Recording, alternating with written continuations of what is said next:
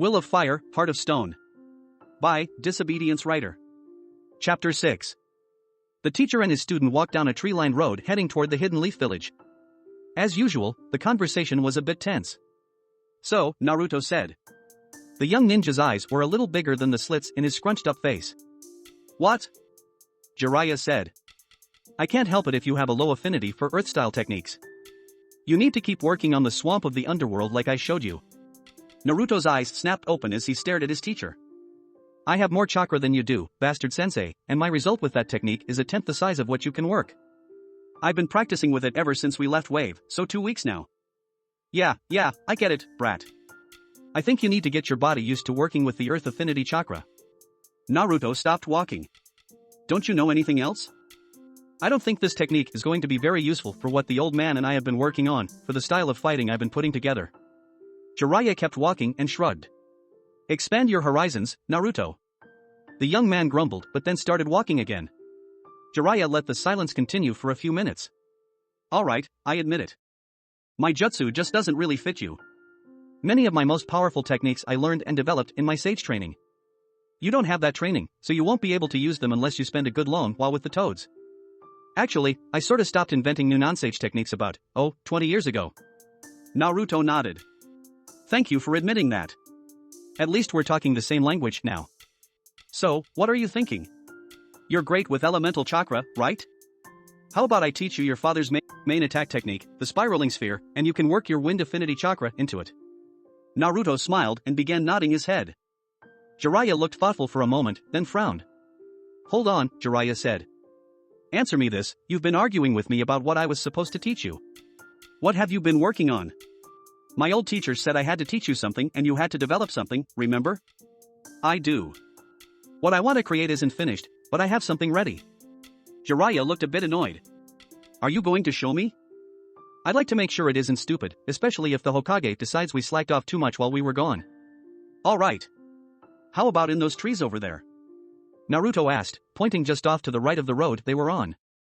I'd like to keep the results a little bit hidden. Ninjas and their secrets. Fine.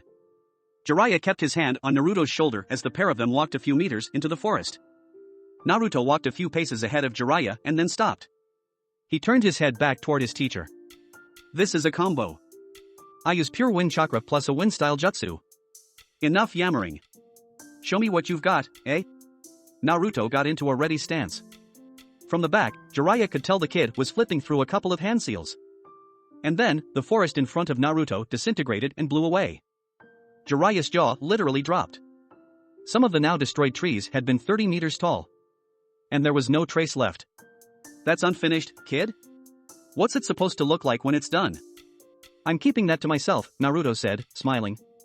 You gearing up for war? That's the kind of thing you could never use in a spar. How in the world did you do it, anyway? Naruto turned around, apparently satisfied with this test run. I form up sharpened wind blades and use them to slash everything to pieces and then use a great breakthrough-style technique to blow it all away. I call it the breath of God. Jiraiya rocked forward and back a few times while his face was scrunched up, carefully examining everything in front of him. Hot damn. You even pulled up a few centimeters of dirt. Everything's gone. I can see the holes where a few trees were pulled out, roots and all. I have been working on a wide area technique even before you got me thinking about them again when you showed me the swamp of the underworld. I picked up my earlier work and, well, this is how far I got. I think Sensei will be quite impressed. I know I am. Thank you. So, that's about as big an offensive technique as you'll need for a while. Jiraiya touched Naruto's shoulder and directed him back to the road. They did have to be back in Konoha by the sunset the following day, after all. Have you done anything sneaky with the wind? Working on it. Naruto didn't want to confess that he could use the wind to verify identities in enclosed spaces, like hotel rooms. Jiraiya slapped Naruto on his shoulder. Good. Good. Every ninja needs help in that department. You know, I also wonder how you might ride a wind blade. You know, as a speed thing in battle. Naruto smiled and listened. He'd wait until the old guy stopped talking before asking about the spiraling sphere again. Even if he was irresponsible, he had some good ideas tumble out of his mouth. Well, I've been thinking about speed. My father used seals, something like a summoning technique, to move him from place to place. I wonder if that's the only way to fight. That's what I'm trying to imagine. How do I get on a field of battle and not need to be fast to win? Win, that's power. There will always be someone faster or smarter or more powerful than me, but that doesn't matter if they can't reach me to attack me. If I can attack from a distance when they have to get within an arm's reach, well, I win. Yes, Jiraiya said. But that isn't how ninja fight. No open fields, arrayed up like two armies ready to pummel each other. It's all sneaking through forests or mountain passes and ambushing each other. You likely wouldn't have the first clue you were about to be attacked, assuming the ambusher isn't an idiot. Naruto listened to his teacher. The old guy knew his stuff, especially his implied suggestion that he might use the wind to keep track of people around him in densely packed areas, like forests or well-populated villages. However, Naruto already had a good idea in his mind of what his final style would look like. Jiraiya played to his personal strengths, his unpredictability, his summons, and his special toad training. Naruto wanted to play to his own strengths, his comfort with the wind and his enormous well of power. He wondered if he should try to talk the Hokage into letting him go out on another training trip with Jiraiya, or if the Hokage, in his single hour per week, would be more helpful than the Toad Sannin. The two hadn't gotten off to a great start, but as 3 weeks had passed since that terrible night, Naruto thought he was looking at things more objectively. He just didn't know who to ask for help, a time-strapped Hokage or the careless ninja chattering away next to him. How do you move quickly then? Naruto asked. Pure speed. I don't have any fancy tricks like Minato did. So why do I need them? Jiraiya stopped and looked at Naruto. Then he smiled and snorted. You know, that's a good question. You're a demolitionist right now, but with speed, you could be something else. Think about that, when you plan things with the old monkey. Don't let your gifts dictate what you can do. Figure out what you want to do, then make your gifts help you get there. By the smile on Jiraiya's face, even he thought his pronouncement wise. But Naruto didn't have a lot of patience for all this speculation. He knew only two things for sure. He needed to get back into serious training. This entire trip with Jiraiya had been interesting but not really all that helpful with his training. Kisame and that Toby weren't done coming after him yet. He gave himself a year in his mind, a year to have the strength to battle either one to a draw and then escape. He realized it would take a lot of luck or even more years of training to be able to kill someone of that caliber. And, 2, he didn't want to rely anymore on the fox in his gut. To his mind, Naruto realized if he wasn't good enough to go toe-to-toe with his pursuers without the fox, then he really didn't deserve to win. It was a matter of pride with him. Naruto should be and would be a powerful ninja under his own steam. Sounds good. So, let's talk some more about this spiraling sphere, eh? Jiraiya winked at Naruto. Nope. First, you are going to tell me how you went about inventing your Breath of God technique. I want to get a feel for how you think, and to figure out how to tighten up what you did. Don't get me wrong, it's impressive, but I felt the chakra expelled. You should get more effect for that level of chakra, I think. Naruto rolled his eyes. He had explained that the technique was incomplete. He already knew he needed to make it more efficient and larger. To be honest, he needed to get the Breath of God technique pulled together fast. He needed the spiraling sphere. He needed everything he could get his hands on, and experience most of all. He could do a lot right now, but he didn't have the instincts for when to do this or that thing. 1 year seemed like a long time, but Naruto knew it would fly by. He needed to get every advantage he could, before his few moments of safety were gone. Before he had to finally deal with Kisame and Toby and their colleagues, or else perish. There were two paths, Naruto determined. He could perish or prevail. And he wasn't about to accept one of them. Not while he had a breath in his body. Uchiha Itachi walked into the Hokage Tower on a sunny afternoon. Excuse me, I'd like an application. For the tournament, a grumpy ninja responded. Yes, Itachi said, smiling. He was dressed as a simple farmer. He had dirt still caked to his shoes like he'd stepped off his land a few hours earlier. It was a good disguise, an earnest disguise. The ninja didn't give Itachi a second look. He grabbed a slip of paper and passed it to Itachi. You can turn that in here. The Hokage will have instructions delivered to each contender 1 week before the tournament starts. I'll return the paperwork in a few days, then. Thanks for your help. As Itachi left the building, his smile disappeared as if it had never been there.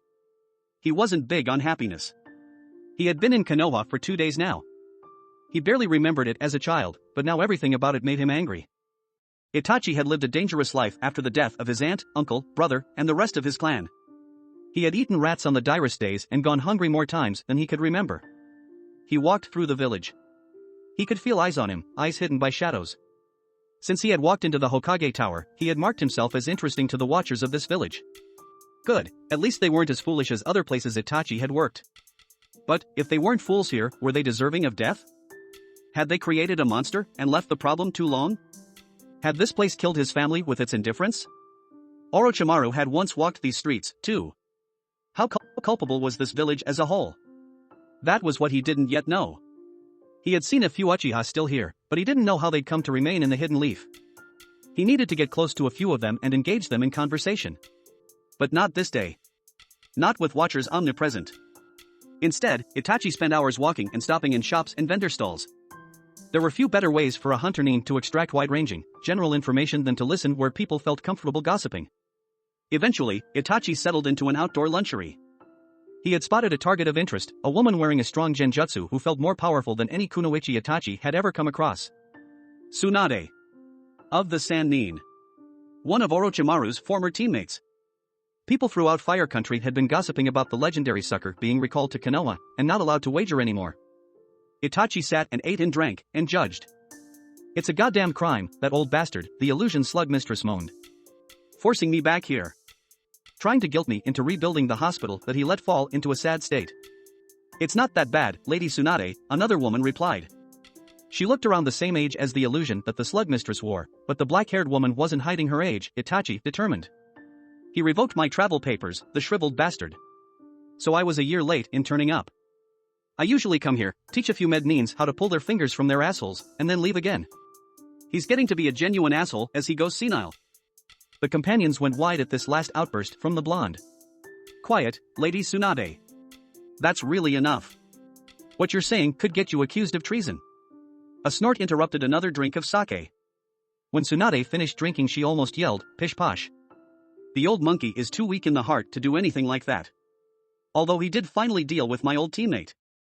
Too bad it was more than a decade too late. Itachi drank some water as he kept himself from involuntarily nodding his agreement. Lady Tsunade, I really wish you'd just go back and start work at the hospital, instead of this. I really am bored, I guess. An indifferent shrug. You're welcome to go work on a bunch of useless leaf ninja. I am here under protest. The old man can make me remain in town, but he can't make me do anything else, and he knows it. Itachi listened to the two women argue back and forth. He half wanted to stick the woman in a genjutsu and drive her insane by forcing her to listen to the words spewing out of her mouth. He would not do such a thing in such a crowded place, especially when he was being watched by more than the usual complement of security officers. Perhaps the slug mistress was also being watched? Itachi almost wished he could meet the Hokage. He seemed a paradox, weak and then strong, a kindly military dictator, old but resolute, a great teacher who turned out worthless students, a leader of a village who could not retire because none of the younger generation is strong enough, a successful failure. Mostly Itachi wanted to meet the teacher of Orochimaru, and to weigh that man's potential crimes. Itachi kept a close watch on Tsunade. He ordered another sandwich and drink to keep his watchers from becoming too suspicious. During the hour he remained at his table, the slug mistress drank 3 more cups of sake. She was as bad, then, as her other surviving teammate. The easily distracted Jiraiya, who didn't even recognize when a subtle genjutsu was applied to him to make him crave one type of food over another, just so Itachi could speak with him for a few moments. It was late that evening when Itachi returned to his temporary lodging. He'd look for a permanent place to live tomorrow. He was going to be here for some time. Judging an entire village did take time. The fire daimyo did not stand on ceremony when he barreled into Sarutobi's office. He did not bow or conduct any of the niceties. He likely still realized that the aged ninja in front of him could kill him without bothering to rise from his desk. But the increasingly obese fire daimyo did not care. Have you lost your mind, Sarutobi? The old village leader looked up from the paperwork on his desk, frowned, and gestured his equal into a chair. I wondered why I had not received a message from you, daimyo. I guess you wanted to deliver your thoughtful remarks in person, eh? The daimyo slammed his plump fist on the armrest. What I'd like to do is have you examined by my personal physician. I suspect you're finally so addled that you can't do this job any longer. Shut up. Said in a quiet voice, the words were nothing special. It was the look of anger on the normally placid ninja's face. That shut the daimyo up. Temporarily. I have more reasons than you could possibly understand, honorable sir. We are a hair's breadth from the 4th secret ninja war. I am too old to fight this one to the conclusion, I realize. I also have no one I trust to immediately replace me. My students were once qualified, but no longer. We have powerful jounin, people excellent at leading small teams. But I have, apparently, been the leader for too long. No one has pulled together the skills to be a great leader of men, of an entire village. The daimyo shook his head, becoming agitated again the longer the Hokage spoke. I think you exaggerate, Hokage. I know that you have several former ANBU captains who would do quite an admirable job. Some few have the power necessary to serve as fire shadow. A few others are very close to the necessary power level, but none have the right kind of wisdom. I appoint people to high positions of authority, like managing the academy or the hunter nin, but none of them shine. Or they become corrupt. I have had to replace 6 ANBU captains over the last 5 years for various treasonous actions. It seems I did not remove all of old Danzo's supporters in the ANBU all those years ago. All my choices are bad ones. Tsunade has the family name and the power, but she loathes this village right now. Jiraiya has already turned me down 3 or 4 times. Kakashi is a powerful ninja but would be a failure as a village leader. Trust me, I have looked at everyone in our ranks. The daimyo leaned forward in his chair. I don't care. You are a leader and a teacher. You should have always been grooming successors, but now you have a wealth of ninja in the village, but no one just right to follow you. I don't buy it. You are doing this for some other reason. Sarutobi eyed his nominal equal in Fire Country for a moment before responding. I admit my failure in grooming successors. I had always expected Jiraiya or Tsunade or, at one time, Orochimaru would want the job. Then I had a better option, Jiraiya's student. Now things are different. I could appoint someone despotic and powerful, similar in spirit to my former nemesis Danzo or the 4th Kazekage, but I would rather leave the village better off than I found it. Minato as a successor was better than I could have hoped to find. Great leaders and visionary leaders are rare. You would have me appoint someone unfit. That seems almost treasonous. No. It is not treason, it is pragmatism. You ask for too much, Hokage, in your candidates. Settle on a successor now. Pick someone reasonable. Someone strong, with a powerful reputation, someone feared by our enemies. End this terrible tournament. It makes you look old, weak, and foolish. Sarutobi picked up the pipe on his desk and examined it for a moment. Let us be clear, daimyo. I do not tell you how to run your court's affairs or which of your many children or nephews you should select to succeed you. I do not comment on the assassinations your nobles keep paying for, just to rise in prestige or rank and to rid themselves of rivals. I do not condemn your weakness in permitting corruption at every level of your government. However, I choose not to embrace the same ideals. I leave your business to you, you shall leave my business to me, eh? The pasty daimyo looked ready to burst into a screaming tantrum. But the Hokage stared the lord into listening a bit longer. Your words won't be any worse than the diatribe I received from Kyumo. The Raikage accused me of debasing the mystery and power of the Kage by making a public entertainment of the process. Of course, his wording was not so polite. The hefty lord's face clenched up resolute. I can exercise my veto on this. The Charter of the Hidden Leaf permits it. Yes, you can. But I think you will not. A team of mine came across a number of interesting documents after the 3 Oyabun's of the Gado Corporation were permanently put out of business. Would you care to guess what I found? The daimyo became even angrier. I haven't the slightest clue. Yes, that is very true. In this matter and in general, daimyo, you are an idiotic fool. But on this specific point, let me enlighten you. The Hokage pulled a battered, stained sheet of paper from a desk drawer. This has seen better days. It was pure luck we managed to pull it out of the water before it fully disintegrated. But your signature is still visible, as are the items you agreed to purchase, on a regular, monthly basis, from Gado Corporation. Concubines, and exotic drugs. I had wondered how you knew parts of what we did, when we disrupted various criminal enterprises and raided their funds and smashed their operations. I had thought you had placed spies here, but that seemed wrong as you only knew about narrow portions of what we did. Have you heard when we struck weapon smugglers or slavers or other disgusting businesses? You'd come here and joke about how much money we seem to have in our coffers. But, now I see where you got your information. You always knew when I disrupted one of your trading partners, eh? The daimyo turned a casual eye over the document. That proves nothing. Ah, that's where you're wrong, daimyo. It proves that you have less sense than I once believed. No clever man, whatever his proclivities, would ever sign his name to a document like this one, where so obviously work at cross purposes to a military power sitting right next door to where he lives. The daimyo stood up. He was full of bluster, not allowing any fear or nervous energy to show itself. We're done here. I will send you the veto paperwork in a few days. I had hoped to talk sense into your foolish head. Sarutobi nodded his head once.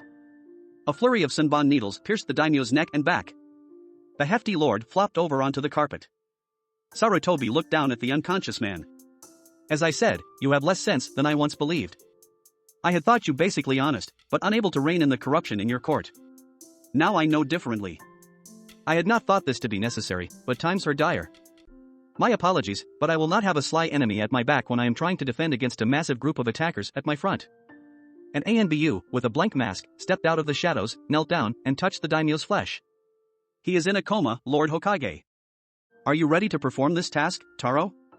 The ANBU then removed his blank mask. His face looked disturbingly like the downed daimyo's face. A few moments later, it became fleshier and paler. The man's face was a precise duplicate of the Fire Lord's.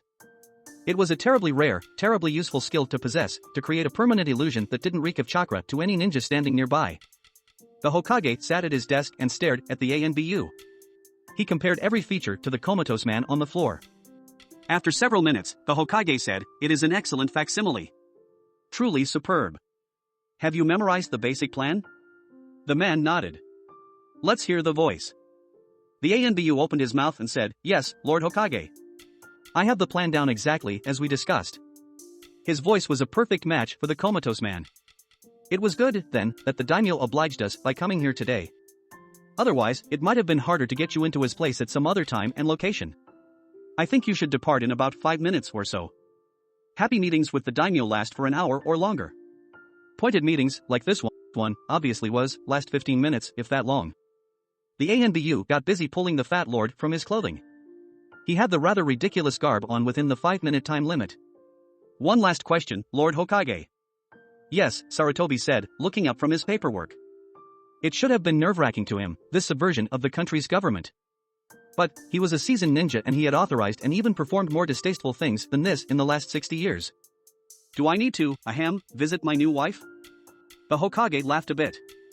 If my sources are correct, the Fire Lord has not visited his wife's bed since 19 months before the birth of his last child, his only legitimate male child.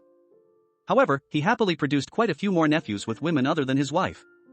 The ANBU nodded and patted down his clothes once more. I will see you again in a few months, Daimyo-sama, the Hokage said. The daimyo had his hand on the Hokage's office door and his voice raised. I am still not amused with this idea, Lord Hokage. But I will attend to make sure the honor of Fire Country is not harmed by this populist stunt. The daimyo opened the door and walked outside, still muttering to himself. The door sealed behind the lord. Only then did the Hokage stand up from his desk. His leg shook today. It had done this for hours already. The aging village leader had to grip the edge of his desk for more than a minute before his errant muscles returned to his voluntary control. This was new, only a few weeks old. At first, a mere twitch now and again. Now, it was debilitating for an hour or two. Today was the first day when the loss of control had lasted more than 3 hours. He was confined behind his desk in those moments unless he was alone. He could not appear weak, even if he was weakening. He thought about the foolishness of delaying the tournament for so long. 5 months remained until the start. But people needed warning, needed time to train. He couldn't change the date just because his body was beginning to fail him. He waited.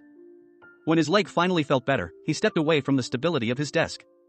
It took him just a moment to secure the comatose daimyo's body inside a storage scroll. This was a touchy piece of sealing, one of the few times Tsunade, with her medical knowledge, and Jiraiya, with his sealing knowledge, ever worked together diligently and fruitfully. His students had once been on the path to greatness 20-some years ago. But the world moved on and things changed.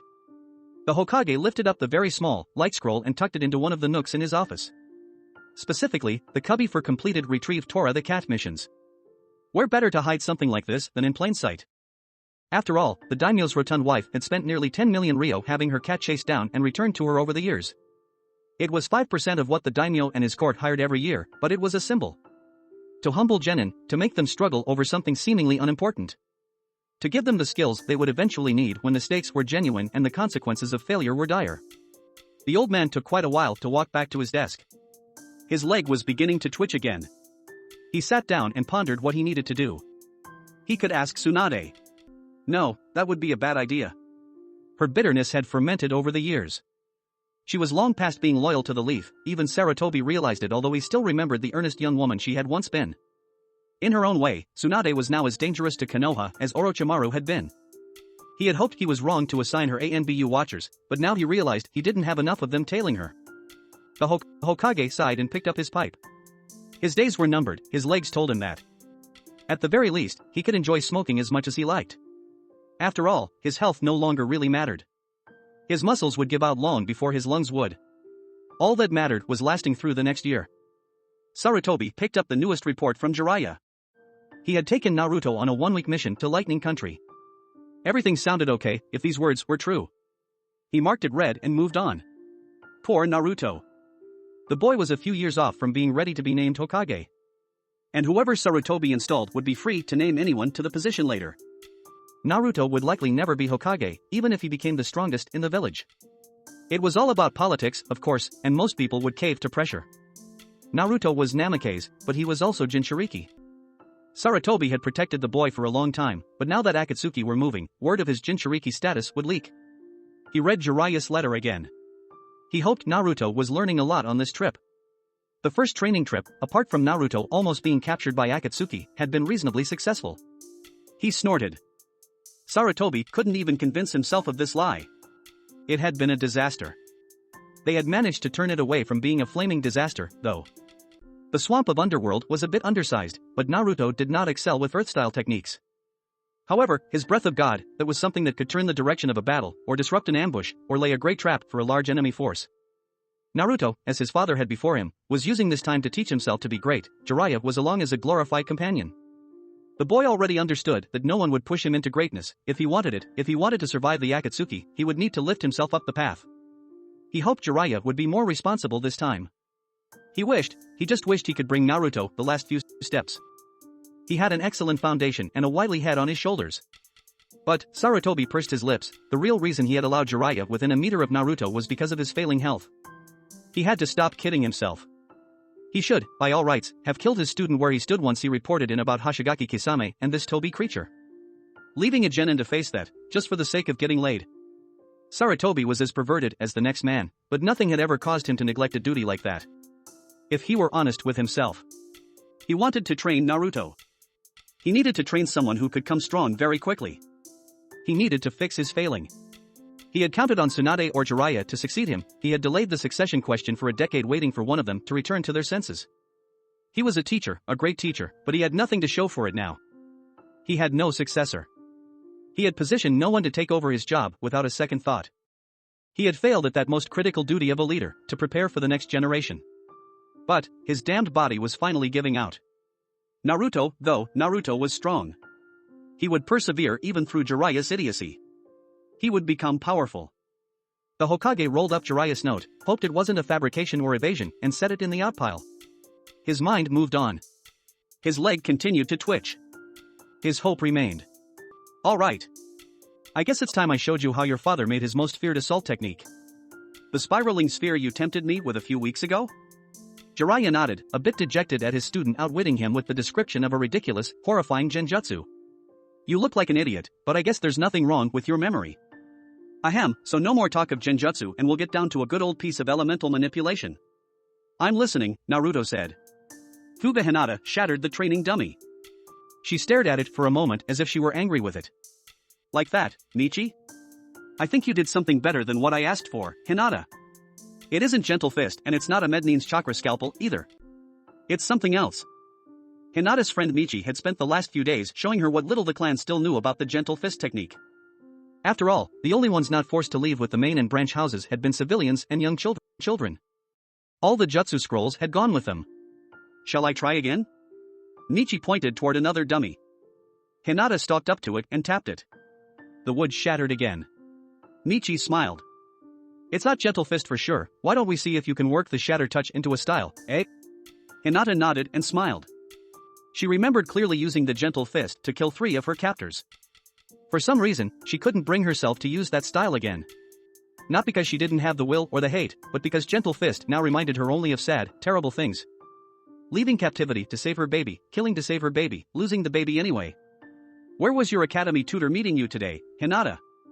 Yamano-san told me to meet him in the academy training ground. Very good, Michi said. Tomorrow morning, right here, for more practice? Hinata smiled and nodded at Michi and then turned away from the training ground she had spent her early morning in. Most of the remaining Hyuga ninja had been helping her to get better. People had been pouring hours of their time into getting Hinata into respectable shape. It was hard going, very hard. But every time she thought she needed to take a break, an image haunted her mind. She saw her son, she saw him in a lab, needles stuck into him, his cells being extracted so that Kumo scientists could breed more ninja. She saw her little boy, who she had never been able to hold or touch, crying in pain. Lonely, terrified, crying out for a mother he didn't know still existed. She thought of all the horrible lies he was being told. She thought he would be trained, somehow, to despise the leaf. He would be twisted and distorted. He would be a weapon wielded against her newly adopted village, a weapon rather than a son. Hinata walked faster toward the academy. She did not have that much time left. Her son didn't have that much time left. Her child, her precious child. When Yumano Irika went to the bar later that night, he swore his temporary student had never been so focused. It just reminded Irika that his Jonin exam was fast approaching. He upped his own training, too. The ghostly images rippled in the darkened cavern. The meeting was nearly over. Akatsuki was readjusting its plans. The aged hunter Kakuzu had the floor. We have not been able to replace Sasori with any of the candidates so far. All of them were proclaimed S-rank monsters, but all of them wound up failing my test. As a result, I have a heavier wallet rather than a new member. Enough, Kakuzu. You're off recruitment detail.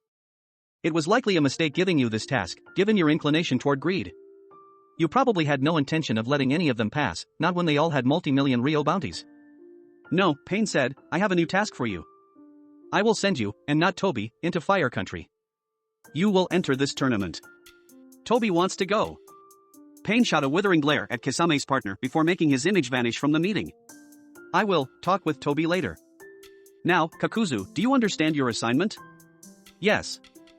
I do not think it a worthwhile use of my time, not when there are many large bounties still to collect out there. Enough, Pain said. Haydn, you will work with Kisame until Toby returns to his normal lack of sense. Pain gave his orders to the other members. Then, when his cavern was silent, as even Conan was away on a critical, if short, mission, an image flickered back into perspective. Toby, a seething, angry Toby. Pain held up his hand to silence his superior in the Akatsuki. Save it. I'm done listening to this. You know that Kakuzu will blend in better than you would. I know you're angry about this public tournament, but you've got to regain control of yourself.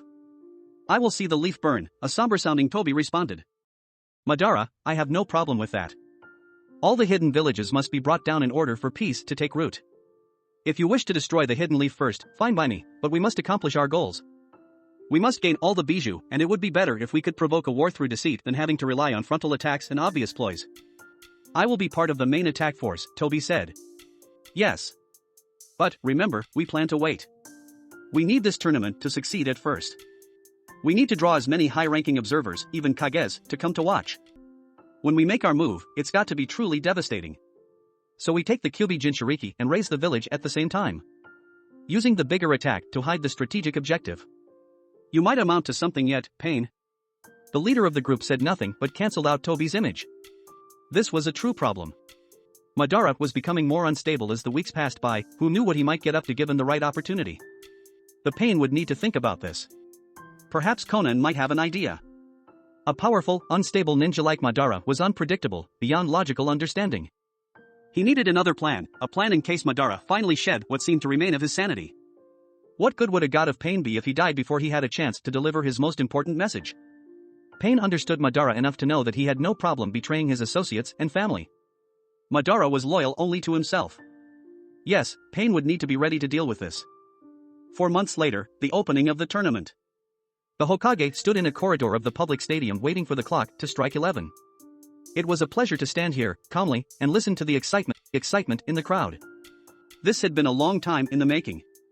Of course, the only reason he was standing so calmly was because of the massive dose of muscle relaxers he'd taken a few hours earlier.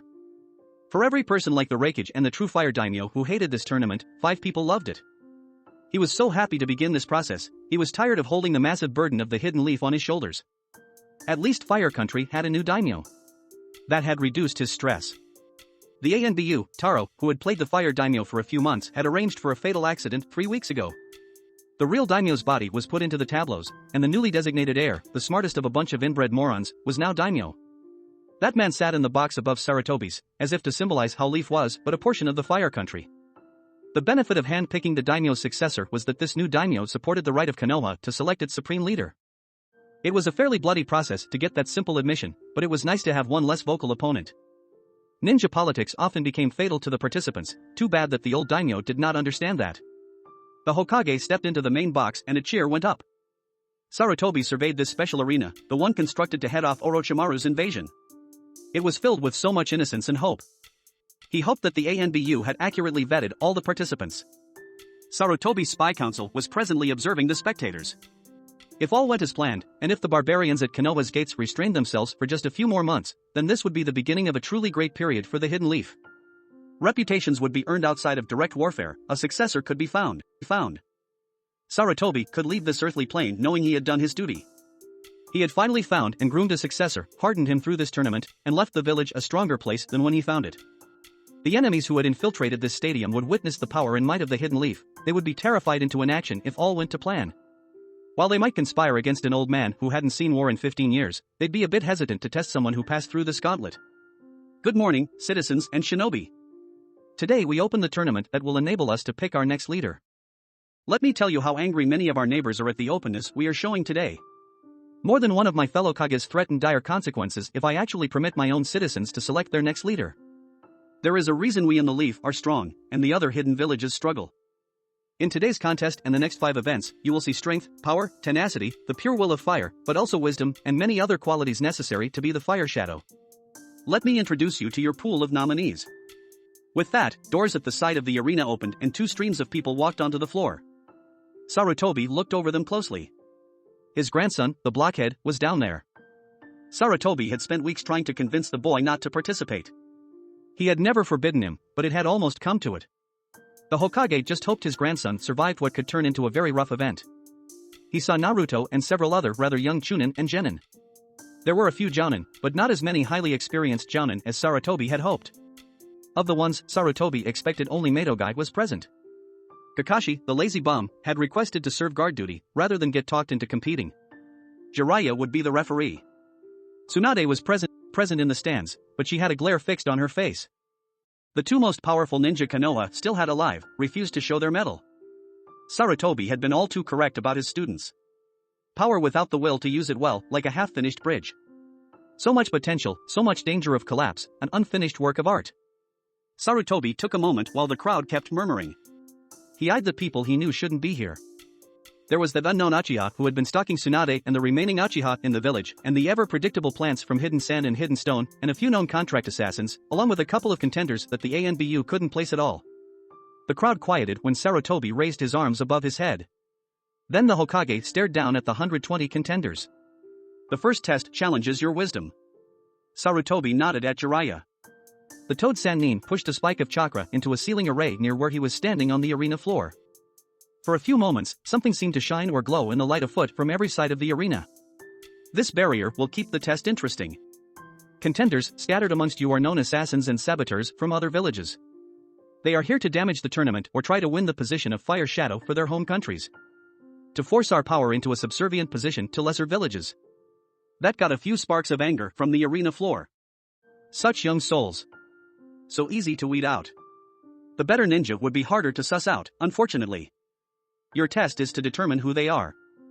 Each of you will briefly introduce yourself and then observe the other contenders. You have 1 hour to prepare your list. In the end, my student Jiraiya will collect your lists and expose the imposters. By the way, the shield we erected prevents the external use of any chakra until I disrupt the ceiling array from the outside.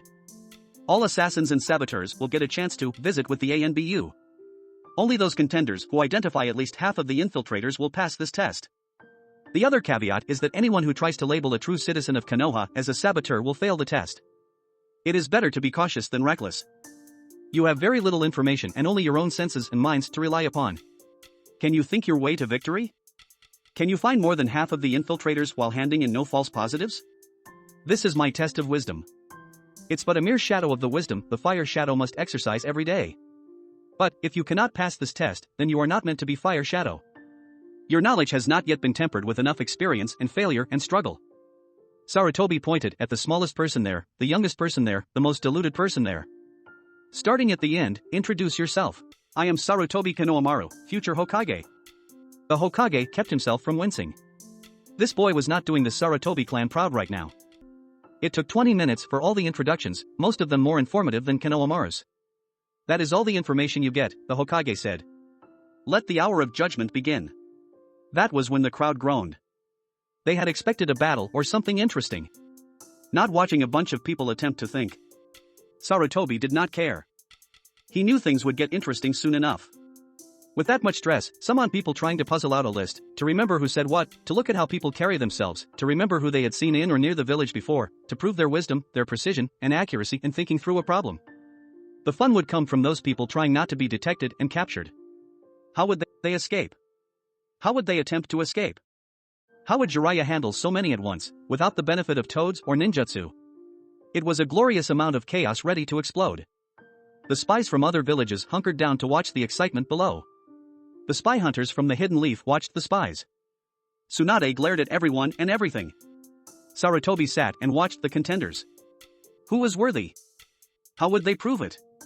His quietest thought was, what am I to do with Naruto? Kakuzu knelt in the dirt on the arena floor.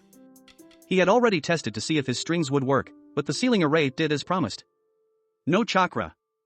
He wondered if his hearts would be able to save his life if he were discovered and wounded. He looked around the crowd and did his best to pretend to be evaluating everyone else. In truth, he recognized about 20 people who were from other villages, mainly because he could match their somewhat disguised faces to the images in his bingo book. He stared at his paper and began to write a few names. Then he looked up toward where the Kyuubi Jinchuriki was standing. It was rather unnerving when said Jinchuriki was staring back at Kakuzu. Kakuzu flinched and looked away to remain in character. But he felt the Kyuubi continue to look at him, appraise him. It was unnerving to be somewhat without his usual tools in hostile territory.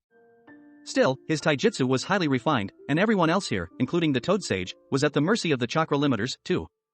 He turned his head and considered the other half of the contenders. The Hokage's grandson. A useful bargaining chip if it came down to it.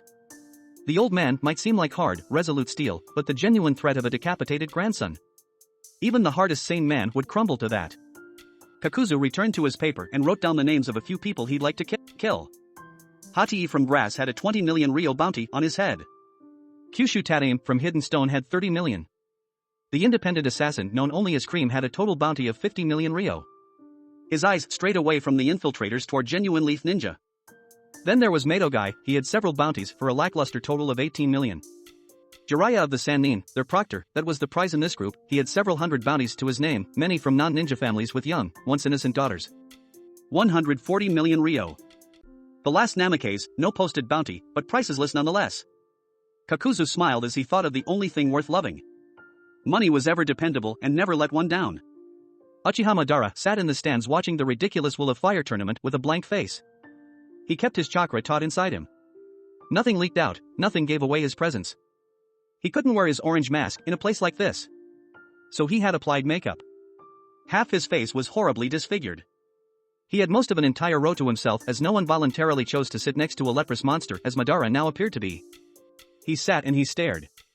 He kept his anger focused. He resolved as he stared with loathing at Sarutobi Hiruzen that he would kill the winner of each round. He swore it. No one would be Hokage while he lived, there would never be a Godame for this miserable place. He had already let this place live too long. The Hidden Leaf should have fallen decades ago. The countdown was in its final moments. Decades had passed, and now only months remained. He would stand on Sarutobi's bloody corpse while he watched this village burn with the passion of Amaterasu. Ni Yujito had her target in view. She did not have the authorization to collect the target this day, rather she needed to get a sense of the girl's habits and patterns. That idiot girl, Hinata, had no idea she was being observed, that she was being stalked, that she would either be captured and returned to the hidden cloud or struck down. It depended upon the mercy of the Raikage. Yujito would gladly take care of the girl. Her escape was a blight on the history of her great village. Yujito stared and smiled and enjoyed herself. She never felt the eyes watching her asterisk.